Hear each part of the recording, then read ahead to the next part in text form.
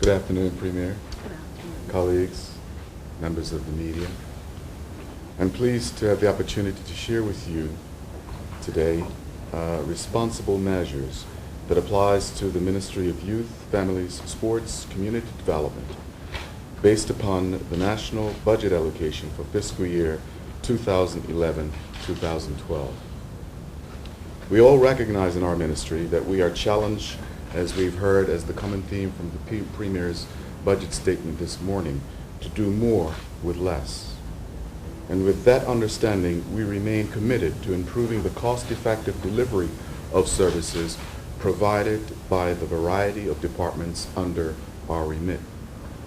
In particular, we will be emphasizing workfare, not welfare, as a common theme, while taking into consideration the need for compassion, sensitivity, a shared sense of personal sacrifice, and a spirit of community partnership, which is required to heal the wounds tearing at the very heart of our society.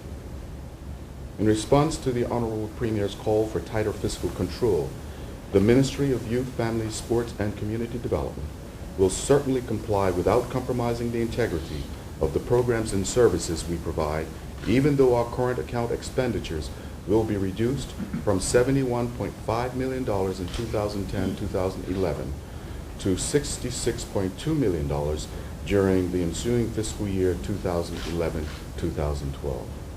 This will mean that the following cuts will affect several departments. The ministry headquarters will experience a net reduction from $4.9 million to $3.7 million. Funding for the Mirrors program is reduced from $2.5 million to $1.7 million. Mirrors will only hold one residential session this year instead of two, which will focus on the 15 to 18-year-old age group in November, hence the budget reduction. Youth, Sport, and Recreation will see a net reduction from $12.5 million to $11.5 million. The after-school program will be consolidated, its budget reduced by $110,000 as a result of a few programs being undersubscribed and absorbed at neighboring locations. Grants to the Bermuda Cricket Board and Bermuda Football Association will be reduced to $200,000 and $750,000 respectively. We will work with these two national sports governing bodies to assist them as best we can in other ways, notwithstanding the reduced budget allocation, which is admittedly significant. Child and Family Services has been trimmed by $267,000 to $17.4 million. The psychoeducational program is reduced by $994,000 to $2.1 million. By making a more accurate assessment of various clients' needs, we believe that a fair number will not require treatment abroad, hence the reduction justification there. Funding for community and cultural affairs is decreased by $722,000 down to $3.9 million. Some organizations will receive smaller grants, others will not. And the Cultural Legacy Fund will be reduced to $75,000, which is a reduction of,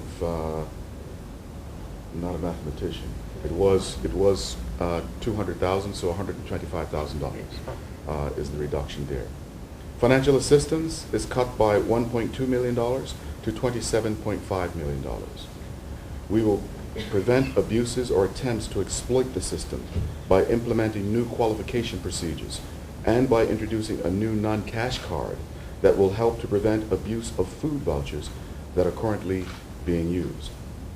We will better assess able-bodied clients, refer them to labor and training for skills development or retraining to enhance their prospects for employment. The child daycare allowance will only be eligible for those with a total income of not more than $50,000 instead of the current policy, which has a total cap income of $70,000.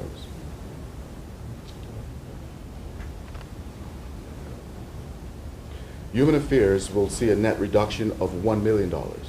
This is due to the dismantling of CURE and transfer of its staff to the Human Rights Commission, as well as the transfer of Consumer Affairs to another ministry. In closing, let me say that it is an honor to serve. And as minister, I can assure you that the ministry has a dedicated team committed to delivering service programs and assistance to those who are most in need in this country.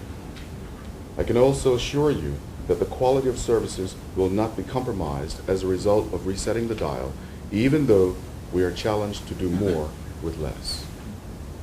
The Ministry of Youth, Family, Sports, and Community Development is the social services engine of this island community, and I encourage my fellow Bermudians to be even more humanely considerate of each other in ways that demonstrate genuine sensitivity, compassion, a shared sense of personal sacrifice, and a congenial spirit that lifts up our entire community regardless of who we are or where we come from.